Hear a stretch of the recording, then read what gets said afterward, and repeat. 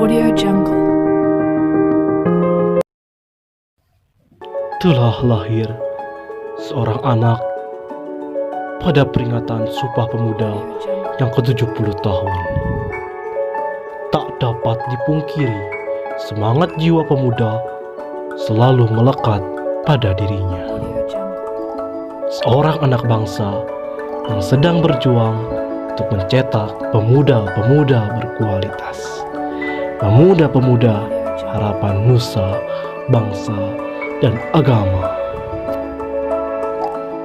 Dia adalah Rahman Setiawan, seorang anak yang terlahir dari masyarakat biasa yang miskin. Hidupnya yang susah semenjak kecil membuatnya tumbuh menjadi pribadi yang kuat, tangguh, dan pantang menyerah. Didikan orang tua yang disiplin, keras, membuatnya tumbuh menjadi pribadi yang tegas, lagi bijaksana. Baginya, pahit ketir kehidupan telah dia rasakan. Namun, perjuangan dan doa mampu merubah semuanya. Hidupnya yang terlahir di lingkungan pesantren menumbuhkannya menjadi pribadi yang optimis dan religius. Tergambar dari masa kecilnya yang bersekolah dominan kultur agama, madrasah ibtidaiyah, madrasah diniyah, serta madrasah sanawiyah. Namun selanjutnya dia melanjutkan ke sekolah kejuruan, jurusan akuntansi. Dari sekolah kejuruannya inilah dia belajar bersabar serta memahami perempuan. Karena di sini dia selama 3 tahun belajar sekelas dengan berisi semuanya perempuan. Maka tak salah dia suka dipanggil orang terganteng di kelasnya. Di sekolah ini pula dia mulai menemukan jati dirinya dengan menjadi siswa berprestasi, organisatoris, juga aktivis. Dapat dilihat dari organisasi yang dia geluti: OSIS, PMR, Pramuka, Paskibra, dakwah, karate, futsal, juga rohis. Bahkan dia pernah menjadi ketua di 3 organisasi sekaligus dalam 1 tahun. Juga pernah menjadi pendiri organisasi di sekolah tersebut. Di sekolah ini pula dia mendapatkan beasiswa dari Darut Tauhid. Masa yang sulit terjadi setelah lulus sekolah kejuruan tadi. Keinginannya lanjut kuliah terasa berat, padahal dia berkeinginan untuk melaksanakan KKN, yakni kuliah, kerja, nikah setelah lulus sekolah. Maka dia putuskan untuk menunda mengikuti tes masuk perguruan tinggi dan memutuskan untuk mencari rezeki bantu keluarga yang sedang sulit.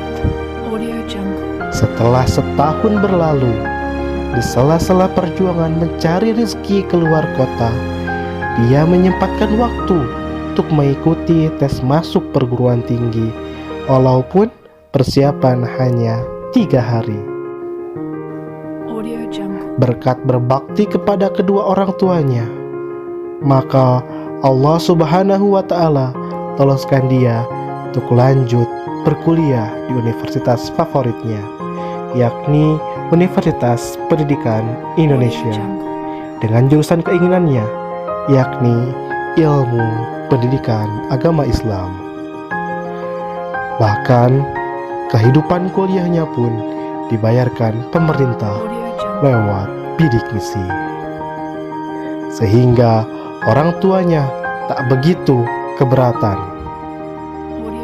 Namun Rahman tetap dituntut harus membantu keluarganya dalam masalah ekonomi karena lilitan hutang bank yang disebabkan biaya kecelakaan dahulu.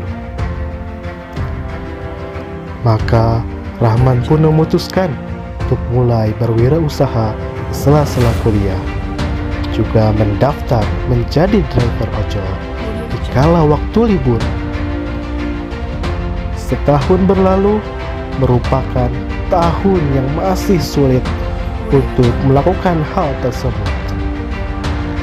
Namun di tahun kedua usahanya mulai berkembang sehingga bisa menabung dan membantu orang tua, hingga terpikir di benaknya mudah-mudahan bisa mewujudkan KKN, kerja, kuliah, nikah. Karena kuliah dan kerja sudah dia lakukan sekarang. Walaupun lelah karena harus bangun pagi sekali, tepatnya pukul 2 pagi untuk melakukan produksi dagangannya hingga subuh. Kemudian mendistribusikannya ke kampus, dikala mahasiswa lain belum ada satupun.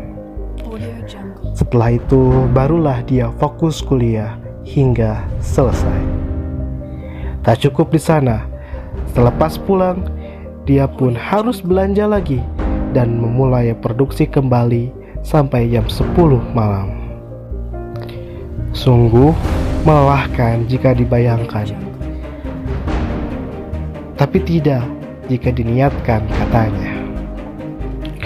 Perjuangan ini dia lakukan guna menggapai N yang belum diraih, yakni nikah.